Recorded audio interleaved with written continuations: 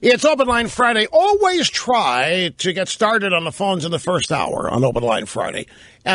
Harry Reid retiring is a story, but doesn't mean that we're not going to get to all the other stuff. The Iranian nuke deal, we're going to get to it. The sick pilot, German wings, lots of stuff to get to today. Just hang in there, be tough. If you hang in for the rest of the program, you'll hear everything you need to hear. And as a bonus, you'll hear what to think about it. But we start in Manhattan with Melanie, and it said, Melanie, you were at Avery Fisher Hall last night, it says. Is that right? Yes. Hi, Rush. It's an honor to speak with you. Thank you very much.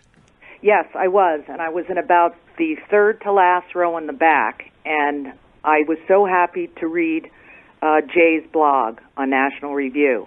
But I did boo John Adams, and I gave you a shout-out, and I was told basically to shut up by the people that were sitting around me. What was the crowd, though? Was it 2,000 people? What's Avery Fisher Hall hold, or what was the capacity last night? Any idea?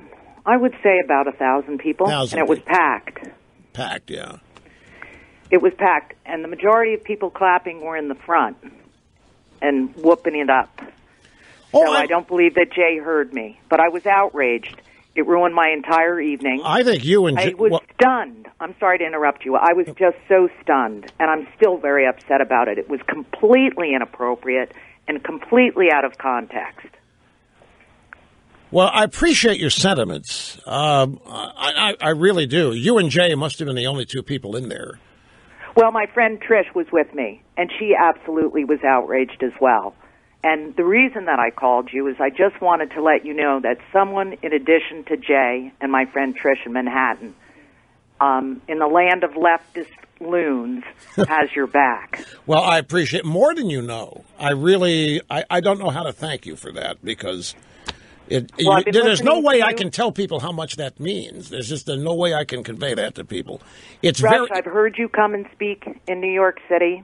I'm a huge fan and a huge listener, and you are right on everything you say and everything that you do for us conservatives. You can be anything in New York City. You can be a murderer, a thief, a liar, but don't you dare be a conservative. No, that's right. That's that's exactly right. I'm on my pulpit.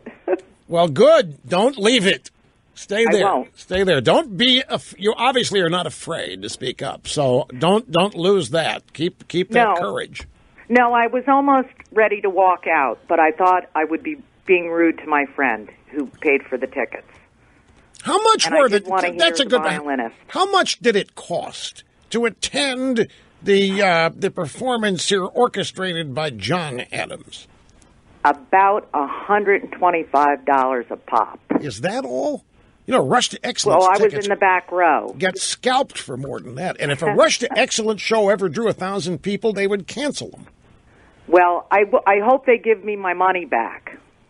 Well, I doubt that, but it'd be a great thing for you to ask. I can imagine you're sitting there. Did you go because you were interested in his music? Well, I love the Philharmonic, and I love the violin. And there was a woman who was going to do a solo performance at that show. So I was very interested in hearing that. And so this guy stands up and starts explaining the source. The inspiration for his classical piece was how appalled he was to learn how mistreated women are in the militant Muslim, Arab, Islamist, whatever world. And then he says, but by the way, it's typical of liberals. And he goes after you. Well, of all people, I've been listening to you for 20 years, and I'm a woman. He doesn't. How dare he? He doesn't. Outraged. But he doesn't listen. He's just. I'm the bogeyman. My name epitomizes and encapsulates all of their hatred for conservatism. So the point is, this guy's standing up there, and he realizes what he's doing.